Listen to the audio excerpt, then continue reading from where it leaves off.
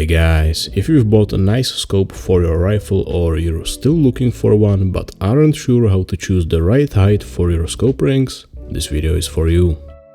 I'll be referencing products from our website, but this video should help even if you're buying elsewhere. There are a few methods to measure the required height for your scope rings, but since I'm a bit lazy, I'll show you the fastest way. The quickest method would be to check the manufacturer's website for the overall diameter of the objective bell. Then divide that by 2 and add about 2 mm for clearance. That will give you the correct minimal height for your scope rings. If you can't find the diameter on the website, you can measure it yourself. The process is the same. Divide the diameter by 2 and add a few millimeters for clearance. And if you've lost all your tape measures and calipers, you can just estimate it. Take the diameter of the objective lens, this is usually the last number written on the scope, and add a few millimeters for the casing. The thickness of the casing varies, but is generally between 4 and 8 millimeters overall. So if your objective lens is 50 millimeters, the bell diameter would be somewhere between 54 and 58 millimeters. Again, divide that by 2 and add a few millimeters so the scope doesn't touch the barrel.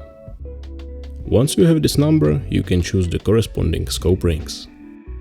I recommend going for the lowest rings your scope allows based on the measurements. But it always depends on your preference, the scope and your shooting style. For example, if you have an adjustable cheek rest, you might want the scope a bit higher. Scope rings usually come in 3 different height categories: low, medium and high. The exact measurements can usually be found in the product description. The height is measured from the top of the Picatinny rail or dovetail to the center of the scope ring. If you're using a Picatinny scope base, keep in mind that the base will give you a few extra millimeters of clearance. If you're unsure which type of scope rings you're looking at, check the mounting interface. If you see a small bar, they're Picatinny rings. If there's a flat surface with no bar, they're probably dovetail rings. It's also worth mentioning that Weaver scope rings are compatible with Picatinny rails. One last thing you need to know is the main tube diameter. This information should be provided by the manufacturer or can be measured.